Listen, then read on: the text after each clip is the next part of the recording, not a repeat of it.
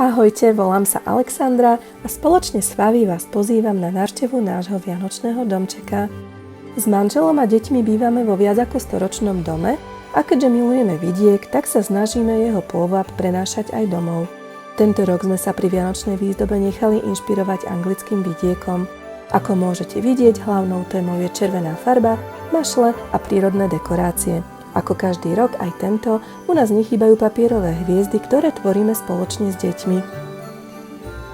Vianočná výzdoba nechýba ani v spálni, zdobia ju malé venčeky z buksusu či hviezda v okne. Ku deťom do detskej izby zavítal škriatok s adventným kalendárom, v ktorom si nájdu každý deň nejakú drobnosť. Vianočný stromček máme živý a už niekoľko rokov ho zdobíme v rovnakom štýle. Každý rok na ňom pribudnú nové ozdoby z Favy. Keďže máme kuchyňu spojenú s jedálňou a obývačkou, tak tiež dostáva svoju vlastnú výzdobu, väčšinou v podobe girlandy na poličkách. Ďakujem vám za milú návštevu a prajem krásne Vianoce.